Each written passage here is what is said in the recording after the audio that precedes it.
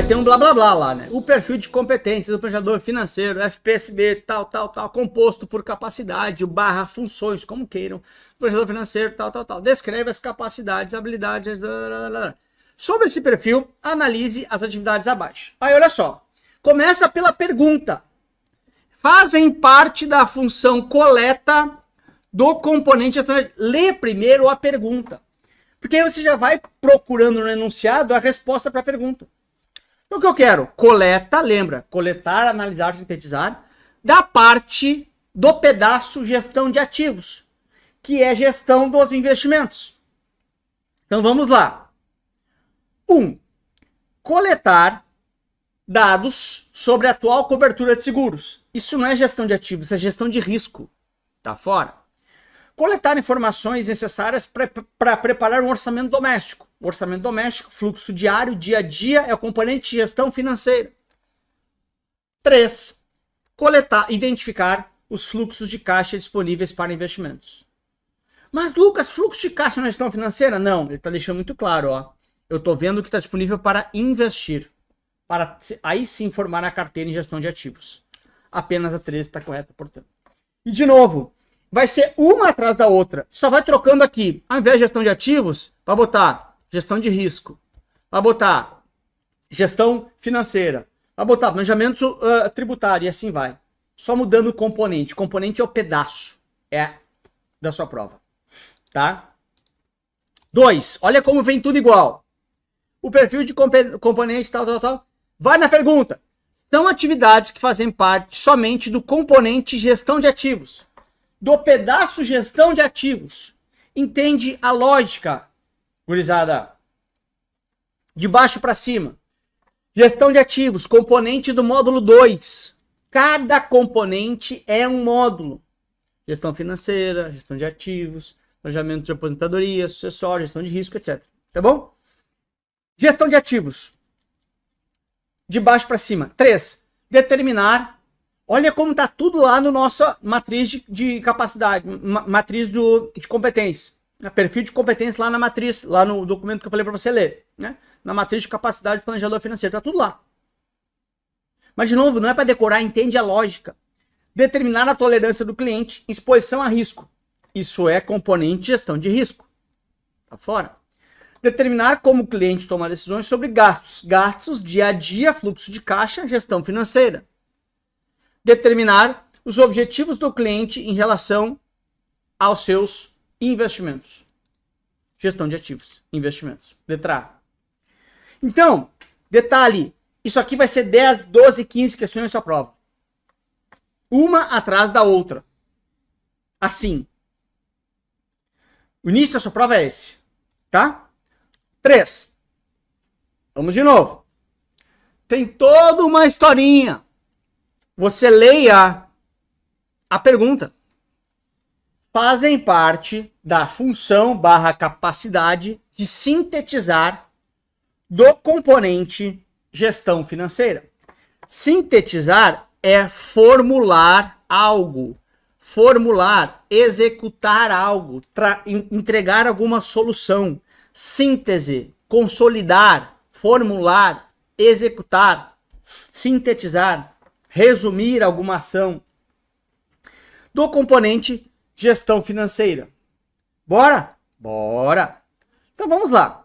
Formular estratégias de gestão financeira. Perfeito. Estou formulando, executando algo de gestão financeira. Perfeito? Parece muito fácil, mas está certo. Né? 2. Avaliar. Para avaliar, estou analisando. Então é análise. A exposição ao risco financeiro. Isso é gestão de risco. Está fora. 3. Verificar se o cliente vive de acordo com as suas posses. Viver de acordo com as suas posses é gestão financeira. Ops, vem cá. É gestão financeira, mas não síntese, né? Gestão financeira estaria certo, né? Mas não síntese. Ok? Porque eu não estou formulando nada. Estou apenas identificando alguma característica dele.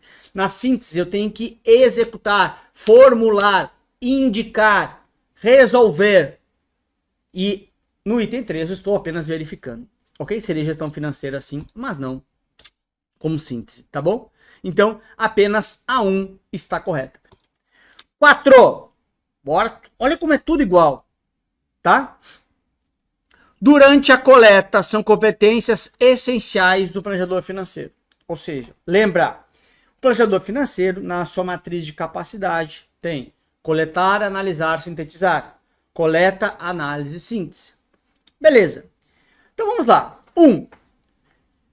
Quais são as competências essenciais que eu preciso nessa etapa, nessa capacidade de coletar, né? Essa função / capacidade. 1. Coletar informações quantitativas necessárias para elaborar um plano financeiro. Perfeito, né? Meu planejamento financeiro, eu preciso coletar dados quantitativos. O que são dados quantitativos? Seu imposto de renda é um dado quantitativo. A sua carteira de investimentos é um dado quantitativo. Ou seja, é o número que você tem ali.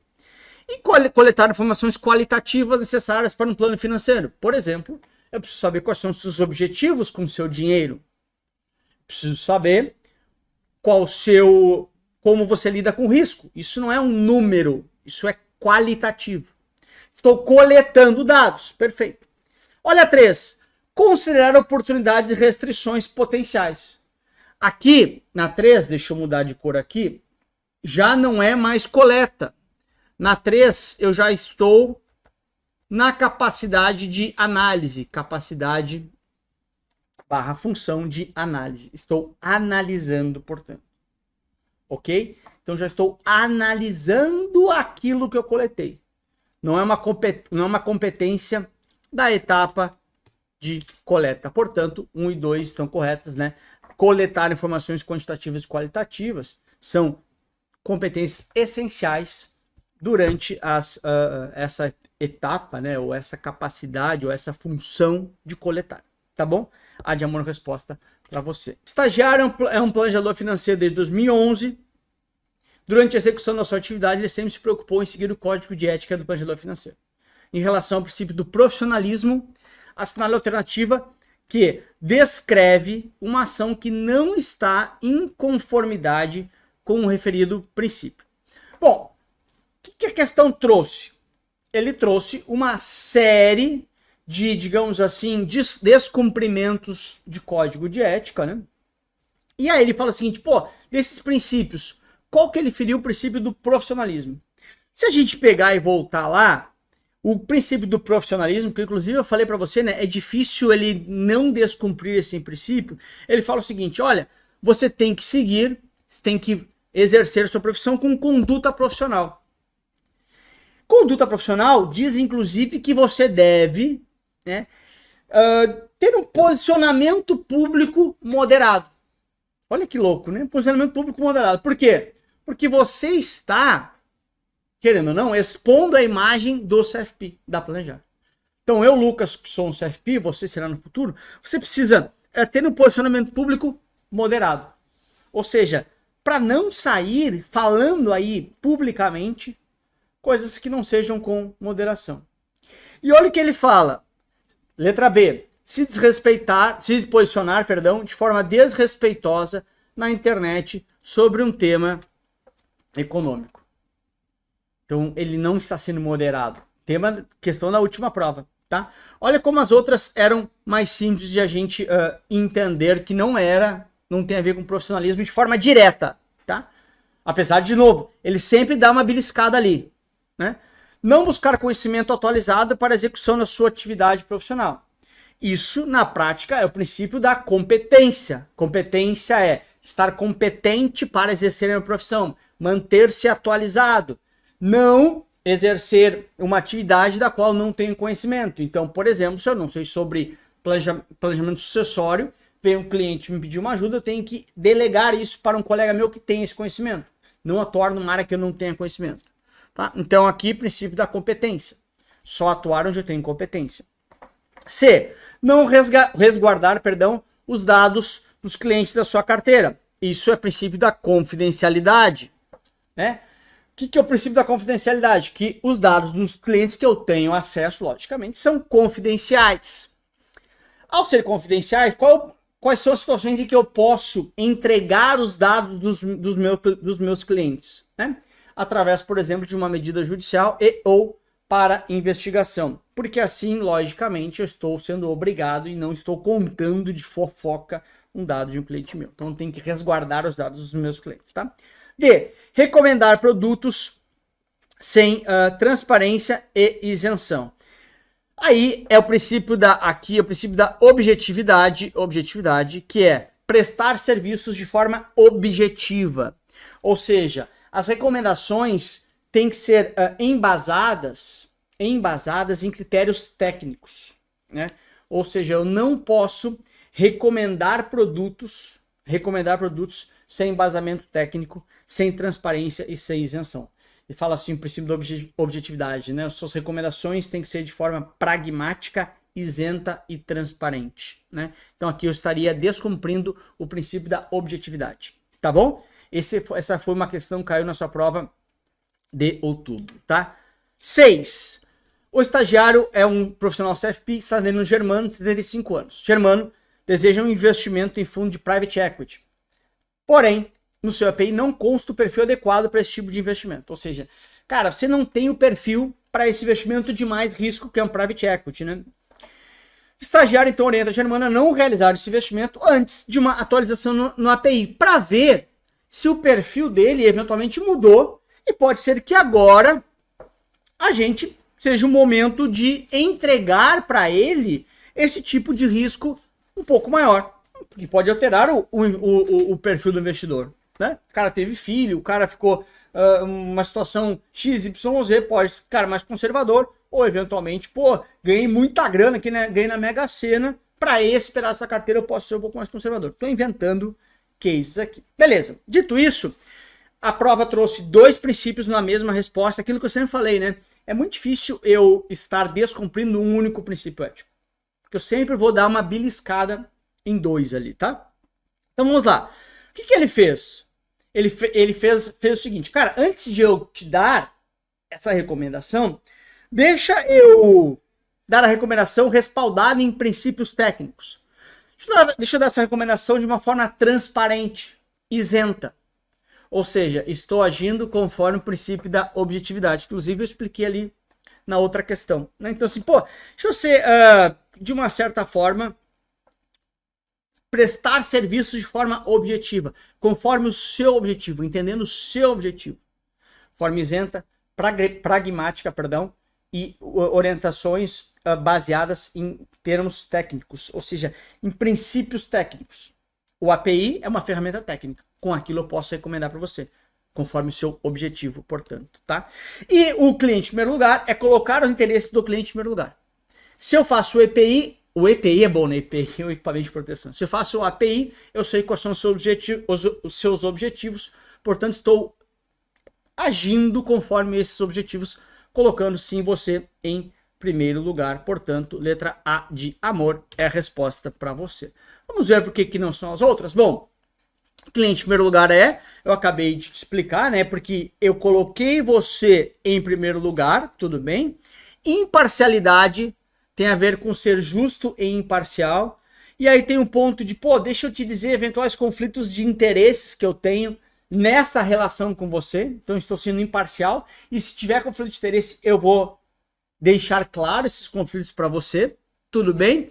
Objetividade está lá em cima, parcialidade eu acabei de explicar. E competência é manter-se atualizado para prestar os serviços que eu vou prestar e só prestar serviços naquelas áreas que eu tenho conhecimento. Então, de princípios éticos, vão ser umas 2 ou 3 questões para você, nessa linha aí, tá? O estagiário está passando por um procedimento para apuração de eventual descumprimento.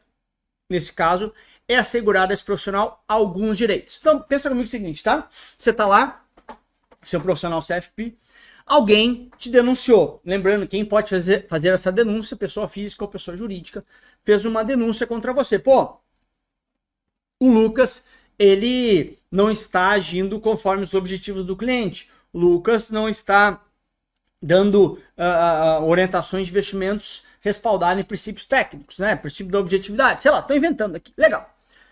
Recebi uma denúncia em meu nome. Eu, Lucas, eu tenho 4 direitos. Tudo bem? Quais são esses direitos? 1, 2, 3, 4. E repito, tá?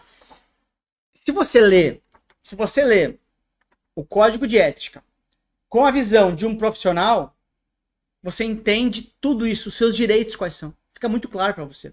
Então, eu tenho o direito de ser avisado, né, comunicado sobre essa denúncia e uma eventual instauração de processo contra mim. Tudo bem? Eu tenho direito de formular minhas alegações para a minha defesa. Alegações para a minha defesa. Porque, logicamente, eu tenho o direito de me defender. Então, quais são suas alegações, Lucas, para dizer que você é inocente? Faça sua defesa aí, ok? Eu posso ser representado por alguém, né? Ou seja, representado por um advogado, é tipo justiça, sabe? Pode ser um advogado me representando. Ok, se eu quero um advogado que me represente, pode ser, porque isso é muito, o CFP é muito importante na minha profissão. Eu não quero perder. E também é meu direito, sabe, de filme, você tem direito de ficar calado. É meu direito de ficar silente, ficar em silêncio, ficar quieto. Esses são os 4 direitos que eu tenho, tá? Então vamos lá. 1. Fazer-se representar por um advogado, sim, ou contabilista, não, não é isso aqui que fala. Se você ler uma vez, você sabe que não é isso que fala. Então tá fora. Manter-se silente, perfeito, deixa eu botar em verde aqui. Manter-se silente, perfeito, ok. E formular defesa aí, suas alegações, assim como comparecer pessoalmente ao grupo de trabalho, que é quem eventualmente vai instaurar o processo contra mim. Então, 2 e 3 estão corretas. Letra B de Brasil, a resposta para você. Caiu na prova anterior, tá? Se é na anterior, na outra, né? Beleza? Beleza. 8. Mais um caso que sempre cai, que é sobre a denúncia, né? Então, como que pode ocorrer uma denúncia? Então, Germano, estagiário tem o seu consultor Germano, porém, estagiário vem observando o Germano está descumprindo alguns princípios do Código de Ética. Como é que ele pode fazer para denunciar? Bom, primeiro, pode ser feito por pessoa física ou jurídica. Então aqui fala que só pessoa física, está errado, né? Então, fora. Deve ser feito por instrumento escrito, perfeito, e encaminhado somente pelos meios de comunicação oficiais da Planejar. Perfeito, tá? Então você tem que enviar pelos meios oficiais eletrônicos de comunicação da Planejar. Também deve ter de uma forma muito clara e sem nenhum equívoco, ou seja, inequívoca, sem erro, ou seja, de uma forma muito clara. Meu nome é Lucas Silva, estou denunciando fulano de tal. Quem é o denunciante? A descrição do que está acontecendo, da prática antiética, e também, se for o caso, documentação que a fundamente, tá? Então, o que está errado aqui é 2 e 3, quer dizer, o que está certo aqui é 2 e 3, por quê? Porque a 1 falava só pessoa física. Então, denúncia pode ser feita por pessoa física ou jurídica. Ah, caiu uma vez numa prova perguntando se quem ia denunciar tem que ser associado a Planejar. E não, tá? Tem nada a ver. Imagina que você está atendendo um cliente e esse cliente não é associado a Planejar. Esse cara pode fazer denúncia, logicamente, tá? 2, 3 é a resposta correta para você. 9, mais uma também, que se você ler uma vez, você não erra mais, tá?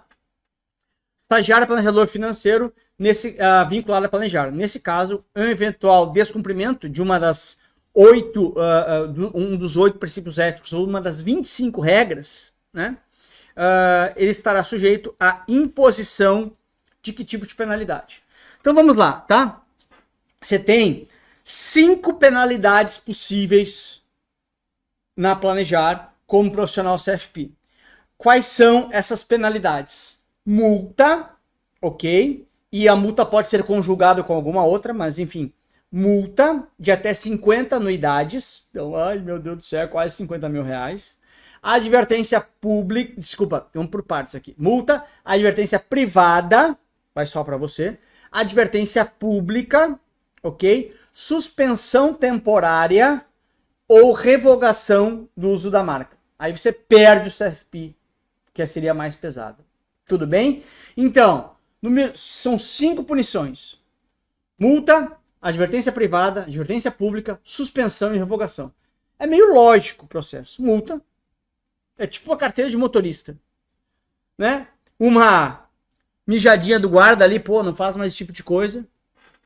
uma advertência privada, a gente fica sabendo de tudo, suspensão da carteira ou revogação da carteira, tá? E o que está errado aqui? Está errado porque a prova trouxe para você, isso foi questão de prova, a multa de 100 anuidades, e ela é até 50 anuidades e não 100 anuidades. Buenas! Bora! Mais código de ética, eu trouxe todas que eu tive relato que caíram nas últimas provas, tudo bem? Bora lá! O código de ética do planejador financeiro descreve regras, 25 regras para ser exato, tudo bem? Que devem ser seguidas. Então, assim, a gente tem 8 princípios éticos, tá? E 25 regras, que, digamos assim, dão mais explicação, dão mais detalhamento para como você não deve agir, tá? São consideradas faltas gravíssimas que se descrevem. Bom, olha só. Eu tenho 25 regras e, de novo, se você ler o código de ética, você lê as 25 regras, beleza?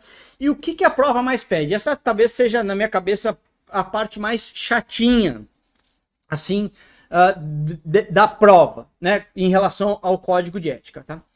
Entre essas 25 regras, algumas são gravíssimas. E aí, são 4 gravíssimas. As gravíssimas são que, em geral, a prova mais pede para você responder lá na hora. Então, vamos pegar e entender as gravíssimas, que são as mais chatas, digamos assim, as mais pesadas, tá? Porque aí a gente já consegue, que é muita informação, já consegue ter uma ideia do que a gente pode matar de questão lá. Quais são as quatro regras que, se forem violadas, são faltas gravíssimas para a planejar, tá? Vamos lá. Fornecer informações falsas ou enganosas. Então, mentir pro cara lá uma informação é gravíssima, tudo bem? Conduta desonesta ou fraudulenta. Perceba, tá? Como é meio fácil aqui, tá? Ou fraudulenta. Informação falsa é mentira, enganar o cliente é mentira e ser desonesto é a mesma coisa. Ambas são informações falsas. Beleza? Legal. Além disso, não segregar patrimônio seu do cliente. Ok? Não separar seu patrimônio do cliente. E, por último, confidencialidade. Confidencialidade. Ok? Essas duas aqui de baixo, ok? Essas duas aqui de baixo, segregar o seu patrimônio do cliente, né? Porque, imagina, né? Junta lá, vou juntar meu patrimônio com o do cliente aqui, né? Vou deixar tudo junto para ter mais rentabilidade. Não é conduta que pode ser gravíssima, tá? Ambas, não segregar patrimônio seu do seu cliente ou da sua instituição e confidencialidade, essas duas podem ser grave a gravíssima, tá? Você vai passar por um julgamento, pode ser grave a gravíssima, ok? Fornecer informação falsa ou enganosa e incorrer em conduta desonesta ou fraude é sempre gravíssima. Não tem julgamento, é gravíssima. Grave ou gravíssima, se você não segregar seu patrimônio do cliente, pode ser grave, pode ser um pouquinho mais branda, e não seguir a questão de confidencialidade. Beleza? Legal. E ele pede, então, as informações gravíssimas, as faltas gravíssimas. Fornecer, direto ou indiretamente, informações falsas, enganosas, relacionadas às qualificações e serviços. É gravíssima? Sim, é gravíssima. Incorrer em conduta desonesta ou fraudulenta. Gravíssima. Ambas são de mentir. Tomar dinheiro emprestado do cliente. Isso não é falta gravíssima, né? Maluco assim é segregar. Não, segregar é que não pode juntar seu patrimônio com o cliente. Tá falando de outra coisa. Você não pode tomar dinheiro emprestado e nem emprestar. Isso é infração grave, tá? Não é gravíssima. Portanto, 1 e 2 é a resposta correta para você da questão dela. Então, sobre as etapas, analise as afirmações abaixo do planejamento financeiro, tá? Vamos lá. A formalização do acordo de prestação de serviço ocorre na etapa de coleta. Coleta, eu estou coletando os dados do cliente. Eu posso coletar sem antes formalizar como será o meu trabalho contigo? Não. Primeiro eu defino o relacionamento. Lembra? DCA, D e M. Primeiro eu vou definir o relacionamento. Como que vai ser? Tá bom? Então está fora. Bora! As recomendações do planejador são apresentadas na etapa de desenvolver recomendações. Então, ops, calma, gente, calma aí que eu vou ter. As recomendações do planejador são apresentadas na etapa de desenvolver recomendações. Perfeito, porque eu desenvolvo, mostro para você quais são, você vai dizer assim, estou de acordo, depois eu implementarei essas recomendações. Então, ó, 10 cervejas amargas dão intensidade maior. Então vamos lá. Primeiro, definir relacionamento. Olha, vou te cobrar R$1.000 por mês, vou te cobrar 5%, 5% não, 1% ao ano, sei lá. Coletei dados. Beleza. O que é coletar dados? Fazer o seu API, pegar a sua carteira atual, peguei o seu posicionamento atual. Fui para casa, analisei esses dados. Ah, ele está muito exposto em vale. Caramba, esse aqui não é de acordo com o perfil dele. Desenvolva alternativas, desenvolva recomendações. Você deveria comprar mais renda fixa. Mostro para você. Essas são as minhas recomendações. Podemos implementar? Podemos. Comprar as ações, se esse foi o meu acordo com você. Executar as ordens lá na implementação. Depois eu só as monitoro. Tá? Então, com essa explicação, então aqui está correta, né? Você também está correta essa aqui, que é a análise das informações para entender a situação do cliente, ocorre na etapa de análise de dados. Porque eu coletei lá na coleta e eu vou para casa analisar. 2 e 3 são as respostas, portanto, letra B de Brasil. Deixa eu explicar. Sistema de amortização constante, que foi na última prova, e eu expliquei no último pré-prova, já na questão aqui para vocês. Olha só, como é que é o sistema de amortização americano? O sistema de amortização americano é o seguinte. Durante o prazo do financiamento, você não amortiza nada. Porque lembra, né? Cada vez que eu pago uma prestação, seja no sistema SAC, no sistema francês, eu pago amortização mais juros. Essa é a lógica do sistema de amortização francês, que é a Price ou SAC, né? A amortização é o que vai lá bater no meu saldo devedor, lembra disso? Juros é dinheiro jogado fora. A amortização, ela bate, dá um soco na minha amortização. Soco, soco, soco, soco, soco. Tá bom? Beleza. No sistema de amortização americano, né, a minha PMT, ela tem só juros. Eu não pago a amortização durante o tempo do financiamento. Só pagando juros. Até que na última prestação, eu pago uma amortização única mais os últimos juros. Então, eu liquido meu empréstimo só na última prestação. Então, por exemplo, olha como é que caiu na sua prova. 4 parcelas mensais, valor 100 mil. Né? Então, eu vou ter aqui PMT 1, PMT 2, PMT 3, PMT 4. 4 parcelas. Tá bom? Legal. Quanto que é os juros? 10%. Ou seja, em todas as prestações eu pago só juros. Quanto que é 10% de 100 mil? 10 mil. Então, prestação 1, eu pago 10 mil. Quanto que eu estou devendo? Os mesmos 100 mil, porque não tem amortização, é só juros. Prestação 2, 10 mil de novo. Prestação 3, 10 mil. Só paguei juros. Até agora, eu só paguei juros, porque o sistema ele cobra só juros. Não tem amortização. Estou pagando somente juros. Juros. Até que chega na última parcela, eu tenho que acabar esse relacionamento. Na última parcela, eu vou pagar quanto, gurizada? Pago 10 mil mais o valor que eu devo da amortização, que é 100 mil. E eu devo tudo, né, galera? Porque eu não amortizei nada, porque eu só paguei juros durante toda a etapa do financiamento.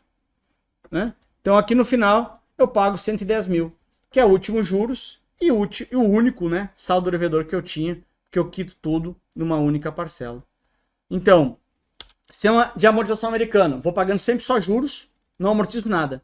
e o saldo devedor eu amortizo numa única parcela lá no final junto com o último juros. Tá bom? A segunda, que é teórica, caiu na última prova, ele fala o seguinte, olha lá. 1. Se optar pela tabela saque, pagará mais juros totais ao final do financiamento. Não. A tabela saque, como eu amortizo muito desde o início, ok? Eu já amortizo muito desde o início, amortizo bem mais desde o início, meu saldo devedor vai reduzindo, eu pago menos juros. Né? Então, saque me dá menos juros, mas eu preciso ter mais fluxo de caixa nisso, porque a prestação inicial é mais alta. Se optar pelo sistema americano, terá menos desembolso mensal, prejudicando menos o caixa da empresa. Perfeito, porque eu só pago juros, não tem amortização, a parcela é mais baixa. Na tabela Price, as parcelas são fixas, trazendo previsão de desembolso para a empresa.